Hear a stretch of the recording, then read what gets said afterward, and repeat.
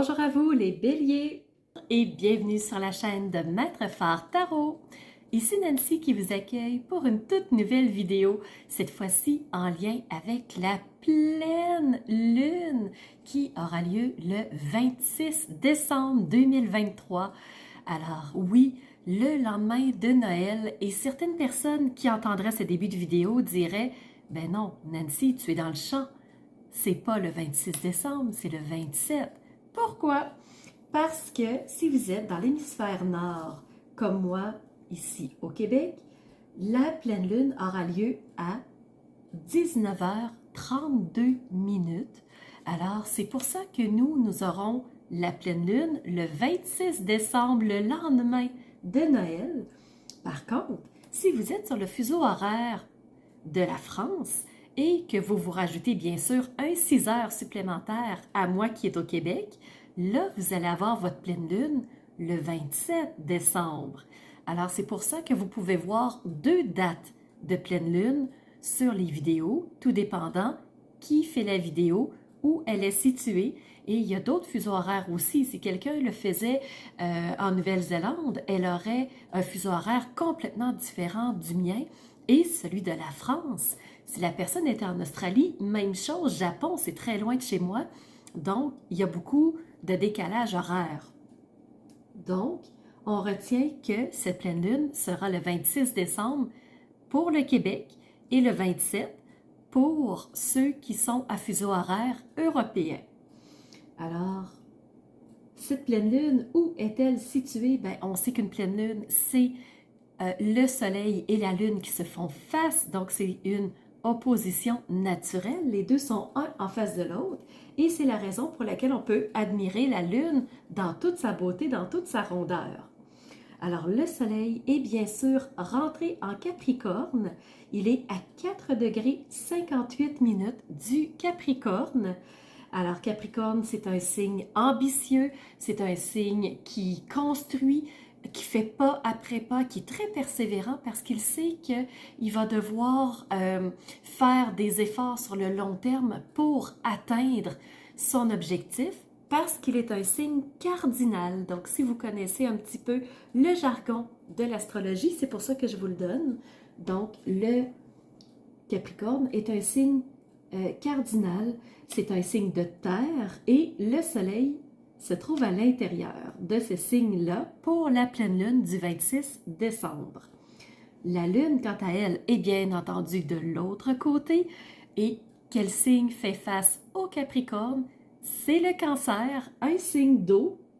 Alors la lune est chez elle, c'est la maître, la maîtresse du Cancer. Elle est chez elle, dans son signe, dans sa pleine puissance.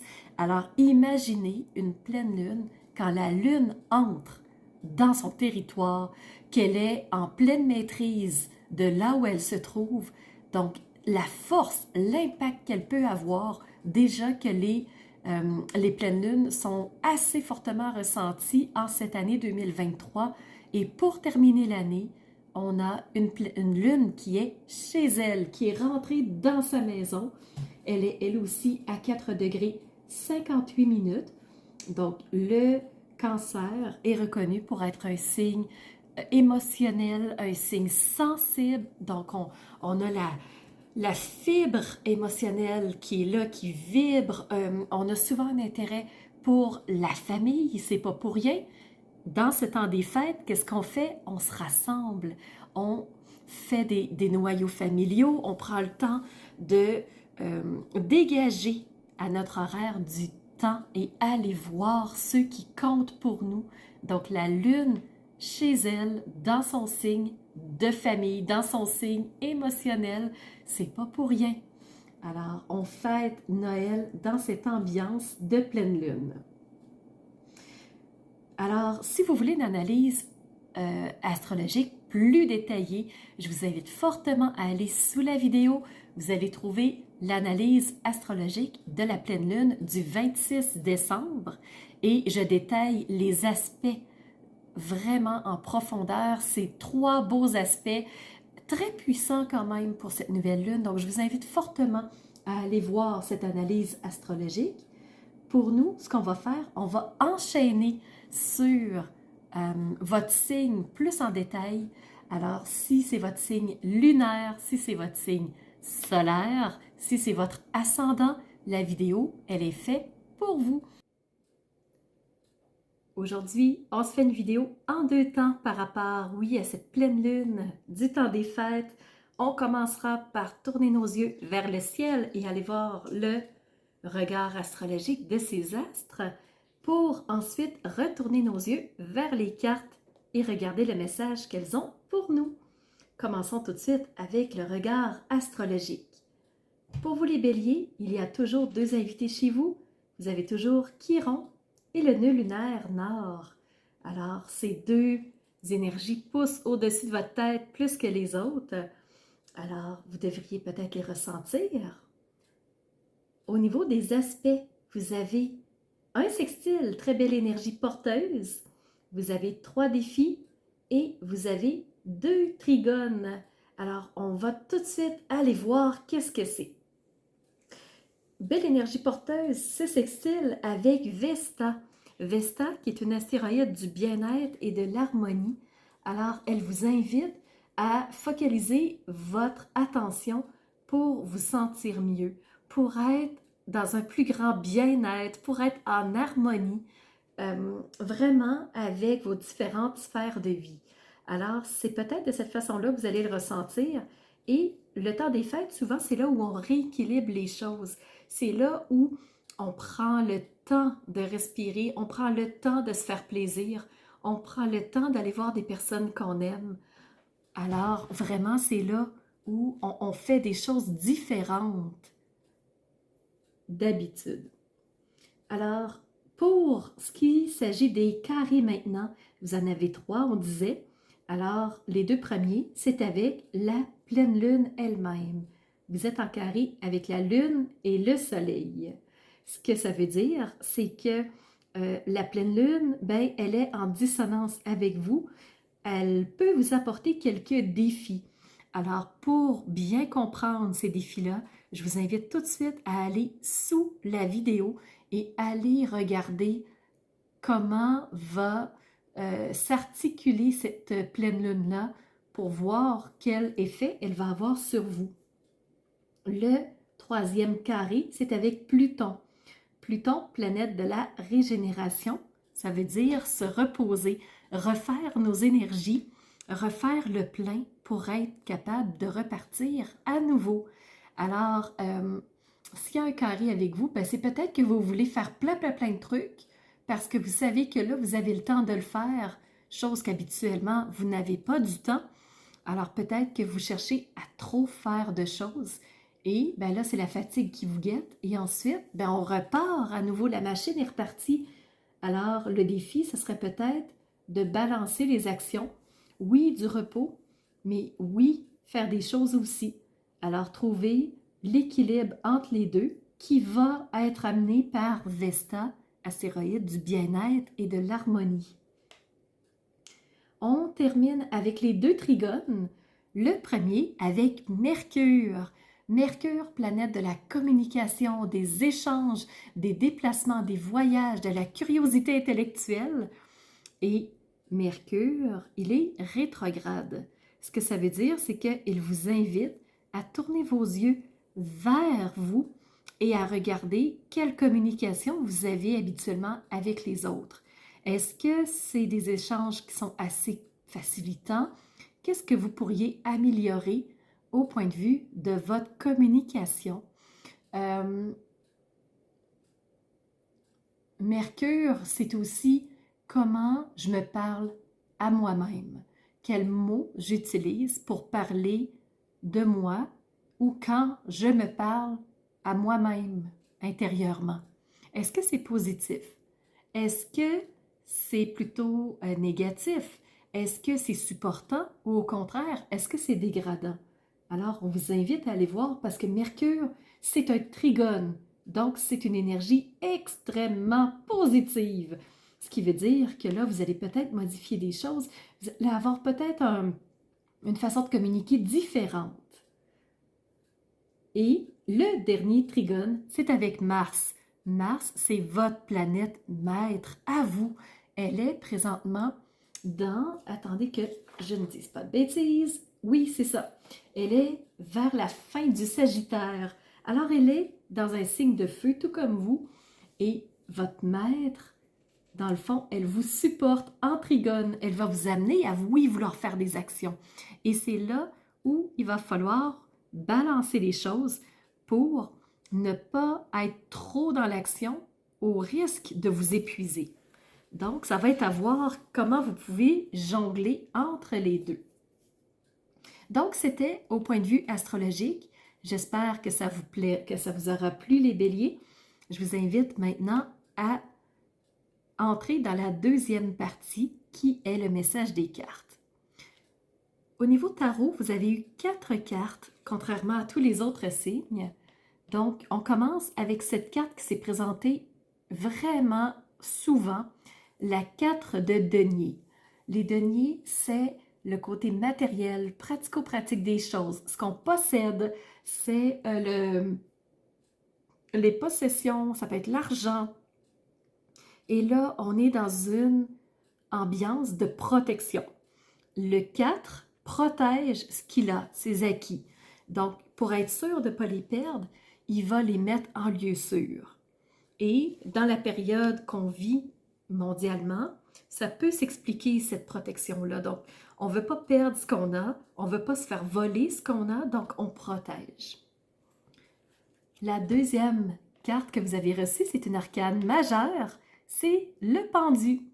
Le pendu, c'est celui qui s'installe dans une position différente qu'il prend habituellement dans le but d'observer pour voir qu'est-ce qui pourrait changer, qu'est-ce qu'il pourrait améliorer. Donc, il y en a qui pourraient penser « Wow, il est vraiment dans une position inconfortable. » Ben, peut-être pas tant que ça, parce que si on le tourne de bord, il est quand même... il peut très bien changer sa position. Il est appuyé contre un rocher, donc il n'est pas dans le vide complet. Alors, il a choisi cette position-là pour avoir un regard différent sur la situation. Une arcane majeure est toujours plus puissante que les arcanes mineures. Alors, elle va être dominante dans votre jeu. La troisième carte, vous avez reçu la 10 de denier. Donc, encore une fois, on est dans les possessions, dans le côté concret des choses, pratico-pratique, matérialité. Alors, la 10, c'est la carte la plus élevée avant de commencer la suite royale. Ce qui veut dire qu'on a atteint quelque chose. On a réussi à obtenir ce qu'on souhaitait à quelque part. Donc, il y a un souhait qui a été entendu, qui a été répondu au niveau du matériel, au niveau de la vie ici, concrète. Dernière carte, encore une fois, c'est un 4. C'est la deuxième 4 que vous avez. Donc, 4 de denier. Et ici, c'est la 4 d'épée. Les épées représentent le côté mental de la vie, représentent nos idées, représentent nos pensées, nos croyances. Et là, on vous invite à faire une pause avec Pluton qui est en carré avec vous. Donc, Pluton vous dit, pose-toi, réfléchis, prends le temps de laisser les idées aller et celles qui sont pertinentes vont se poser. Mais prends le temps de faire une pause, on vous le dit, au niveau du tarot. Au niveau du dos de deck, parce qu'on me le demande souvent, donc l'as d'épée. Encore une fois, vous avez reçu une carte d'épée. Donc, c'est le mental, encore une fois. Et l'as, c'est la nouveauté, c'est le début, c'est la naissance de quelque chose au niveau mental. Donc, il y a quelque chose qui est en train de prendre forme et c'est très positif pour vous, surtout en cette période du temps des fêtes qui va nous amener en ce début d'année 2024. Donc, il y a un début très prometteur par rapport aux idées. Ensuite, ce que je peux vous montrer, donc, un début prometteur je vais vous montrer cette carte-là. C'est le mot grieving. Donc, vous avez ces personnages qui, on dirait qu'ils sont en pleine contemplation, qui sont vraiment en train de se reposer, de s'énergiser. Et qu'est-ce que ça va donner? Regardez le magnifique papillon, le grand papillon bleu qui est là devant cette lumière rayonnante-là. Donc, pour moi, c'est quelque chose de très positif, de très lumineux. Alors, je ne sais pas comment cette carte vous parle à vous. Et lumineux, ben moi, ça me fait vraiment, je vois le pont avec la carte du message de ton âme qui vous parle vibrer. Donc, faites ce qui vous passionne, faites ce qui vous fait envie, faites ce qui vous, ce qui vous anime au lieu de vous étouffer, hein? Donc, qu'est-ce qui vous fait vibrer, les béliers? Lève-toi, ressens ton ancrage profond à la terre et ressens aussi ta connexion intense au ciel. Laisse la vibration qui t'anime, qui te passionne et qui t'énergise traverser ton être et te porter. J'étais en train de rechercher dans mes notes parce que il y a un autre signe qui l'a eu vibrer. Vous n'êtes pas le premier et je voulais vous le dire, mais malheureusement, là tout de suite, dans mon fouillis de notes, je ne le trouve pas. J'aurais vraiment aimé ça, c'est peut-être les Capricornes, c'est la seule que j'ai pas notée. Donc ça se peut que ce soit les Capricornes. Peut-être voir s'il y a un lien avec cet autre signe. Donc vibrer, vibrer haut, vibrer fort, vibrer ce que vous aimez. On vous parle avec Mars, encore une fois, de rapidité et d'accélération avec le guépard, cet animal très rapide. Alors, pendant cette pleine lune, il y a quelque chose qui va bouger vite. Il y a quelque chose qui va se présenter pour vous de façon assez fulgurante, j'ai bien l'impression.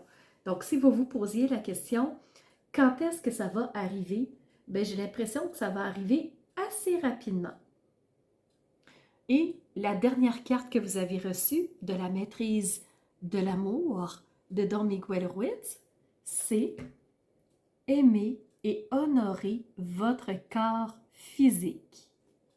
Ce qu'il vous dit en dos de carte, si vous voulez nouer une relation qui vous amènera jusqu'au ciel, vous devez totalement accepter votre corps. Vous devez l'aimer et le laisser libre de recevoir, libre de donner sans être timide, parce que la timidité n'est rien d'autre que la peur. Alors, beaucoup de gens disent « Ah, moi, je suis timide. Ah, je ne peux pas parler aux autres, je suis timide. Ah, je ne peux pas faire telle action, je suis timide. » Et là, la carte, on vous dit « La timidité n'est rien d'autre que la peur. » Alors, connecte-toi à ton ancrage pour trouver la force d'avancer et d'y aller. Alors, c'est vraiment les messages que j'avais pour vous, les béliers. J'espère que ça fera sens pour vous. Alors, je vous remercie d'avoir été présents et je vous invite à de nouvelles vidéos qui se feront début janvier pour cette nouvelle lune du 11 janvier. Alors, très joyeux temps des fêtes à tous et à très bientôt pour de nouveaux rendez-vous. Alors, c'est ce qui fait tour de ma présentation, point de vue astrologique. Alors, j'espère que vous avez aimé cette analyse-là. Si c'est le cas, n'hésitez surtout pas à mettre un pouce en l'air et surtout continuez de vous abonner. Je vois qu'il y a beaucoup de nouveaux qui viennent me rejoindre. C'est vraiment... ça fait chaud au cœur de voir que ça monte, que les gens s'intéressent à ce que je partage comme information. Et n'hésitez surtout pas à me laisser des commentaires de ce que vous avez aimé, de ce qui vous a rejoint. Et je vous laisse aussi mon adresse courriel si vous voulez m'envoyer un message privé. Certaines personnes n'aiment pas laisser un message public que tout le monde peut lire. Alors, mon adresse courriel est info@commercialmaitrefort.com. N'hésitez surtout pas si vous voulez entrer en communication avec moi. Et sous la vidéo, il y a toujours mes services qui sont dans le petit plus. Alors, vous pouvez savoir quel est mon univers, qui je suis, allez fouiller un peu plus sur moi. Et si vous avez besoin d'un tirage de tarot personnalisé, si vous voulez une analyse de votre carte du ciel de naissance, je peux vous faire ça avec grand plaisir. On peut aussi se rencontrer pour un coaching si vous avez besoin d'être guidé par rapport à un ou plusieurs domaines de vie pour faciliter votre route par la suite. Ça me fera plaisir.